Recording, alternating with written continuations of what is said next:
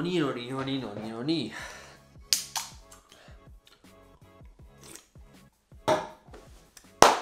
Igatahes. Ma tavaliselt üldse ei tee selliseid asju tegelikult. Kui te pealkirjast juba aru saate, siis see on kaamera review.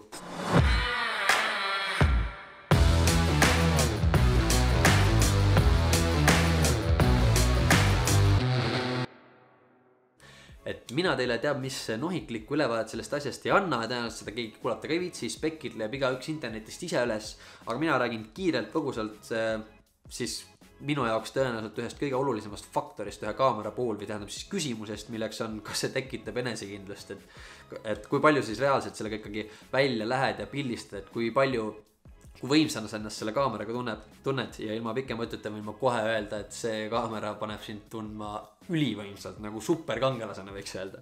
Et oli sageli olukordi Islandil eriti just, kus me teame, et kliima on täielik kelts, kus ma ei julgenud oma Sony kaamerat isegi autost välja võtta, sest väljas sadas lihtsalt nii kõvasti vihma või oli tuul nii kõva, et kruusa lendas õhust sõna otseses mõttes. Ja need olid need korrad, kui ma võtsin välja selle kaamera. Sellepärast, et see on ilmastiku niiskus, veekindel igat pidi ja tegelikult on nii soliidne ja tugev, et ma ei imesta, kui ta ka mingi kerge kukkumise üle elaks. Nii et iga kord välja minnes oli minu valikuks nendel kordadel see. Samamoodi, kui te näete sotsiaalmeedias mul seal pilte mul või sõpradel, kus pildid on tehtud, ma ei tea, koskede juures või kuskil hämarates, koobastes või urgastes, siis tõenäoliselt on need kindlasti tehtud selle kaameraga. Ma ütlen teile kohe ära, et ma tean, mina olen Fujiga üldiselt väga vähe pildistanud, üldse kokku puutunud, aga kui teil on tõsisem huvi just selle kaamera või nende kaamerate vastu, siis tean soovitada Instagramist, võite visata pilgu peale sellisele fotograafile nagu Hendrik Kosula, Eesti tüüp ja minu teada, ärge mind muidugi sõnast võtke siin selles mõttes, aga minu teada pildistab tema eksklusiivselt ainult Fujidega ja tõelist kvaliteetmaterjali leiate tema Instagramist kindlasti, nii et visake sinna pilt peale, aga edasi selle juurde fotode mõttes. Maru hea, mis mulle meeldib selle kaamera puhul, ergonoomiline võrreldes Sonyga, menüüsüsteemid ülimalt lihtsalt, saad oma käe järgi selle ära seadistada põhimõtteliselt nii, kuidas süda lustib. Mis mulle veel meeldib, on see väike jubin siin, näed see joystick. Tähendab, et sa saad sellega ülikiirelt seadistada fookuspunkti, midagi, mida Sonyde puhul tavaliselt üsna raske teha. Kui sa menüüd hästi tunned ja nii-öelda siis selle enda käe järgi ära seadistad, sa saad sellega muidugi ka kenasti hakkama, aga selline väike touch on minu arust jube hea. Veel üks ülioluline asi, mille pärast on mul paar korda, ma ei saa öelda sageli, aga paar korda läinud kaotsi kogu materjal, kas mingist siis makstud tööst või mõni vlogi episood. Igatahes see on see, et see kaamera võtab 2 mälukaarti. Saad panna see 2 mälukaarti, mis tähendab, et sa saad ise valida, kumma peale ta parajasti salvestab või ta salvestab nii-öelda duplikaatkoopia siis mõlema mälukaardi peale. Tähendab, et juhul kui üks peaks failima, siis on sul teise peal tõenäoliselt materjal ikkagi olemas. See on nagu väga suur asi. Esimest korda Fuji minu teada ka süveneb siis nii-öelda video feature itesse. Tähendab, et esimest korda on nad pannud siis siia ka mikrofoni selle jacki ja siis kõrvaklappide jacki ehk siis kõrvaklapi augu ja mikrofoni augu. See tähendab, et sa saad salvestada audiot, kvaliteetset audiot ja samal ajal salvestamise ajal siis ka ise kuulata reaalselt, mis su audio levelid on. Miinus on muidugi see, et videot salvestades ei ole tal ekraani peal histogrammi. Kes teab, mis histogramm on, siis see aitab sul nii-öelda kaadrit õigesti valgustada, mis tähendab, kui sa järeltöötluses seda color grade'id või kuidagi töötled, siis sa saad olla veendunud, et su kaader on õigesti valgustatud. Kuna sellel kaameral siis seda feature'it ei ole, siis see on minu jaoks üks nagu väga suur miinus, mis mind mõtlema paneb, sest ma kasutan seda ise väga tihti. Küll aga selle LCD ekraan on, ma ütlen kohe 10 korda parem kui Sony oma, sest kui see Sony oma 4K-s läheb eriti hämaraks ja muidugi niisugune paras kelt, siis see on kogu aeg üliere, bright, mõnus, terav, et nii kui sa mingi pildi ära klõbistad, siis see on nagu ülimalt tasuv vaadata seda pilti, sa tead kohe, et sul on midagi head olemas. See on väga mõnus. Meie saime kaasa sinna reisile Fuji 18-55 kit objektiivi ja kui te seda kaamerat soetad või üldse sul peaks mingi huvi olema, siis soovitangi just mingist sarnasest objektiivist.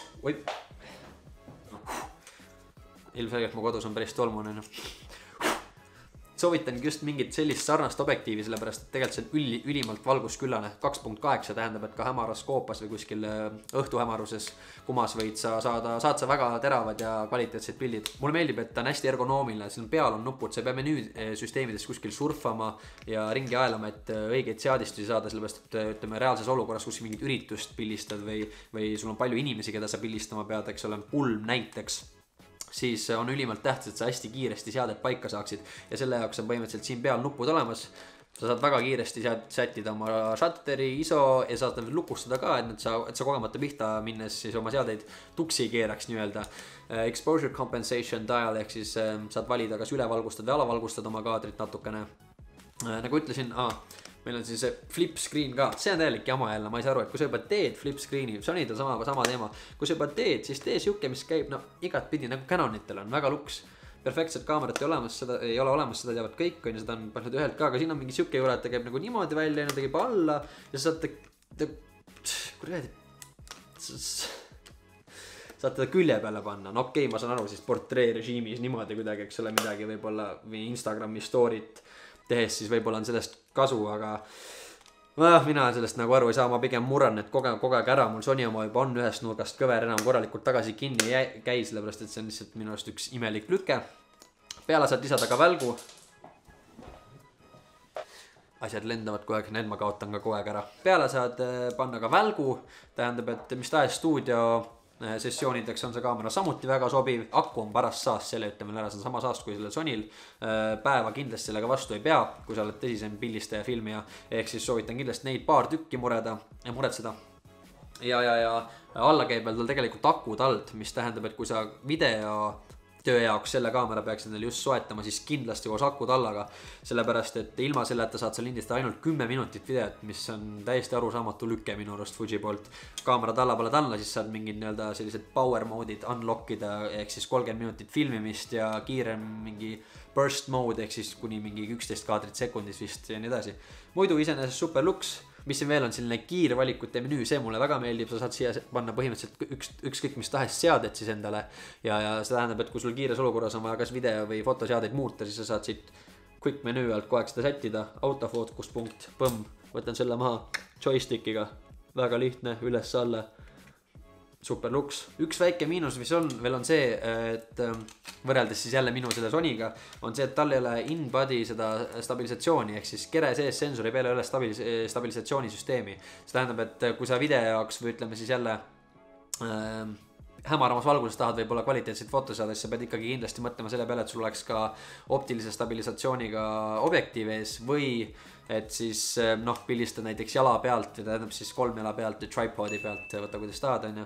Et mingi sellise asja peale pead ikkagi mõtlema, et tal on objektiivid küll, mis on stabilisaatoritega stabiliseeritud, aga sensori peale ei ole, see mulle Sonyde puhul just väga meeldib, et mis tahes objektiivi, kas või mingi 15 aastat vana objektiivi võin ma sinna mingi adapteriga ette visata ja mul on stabilisaator ikkagi olemas.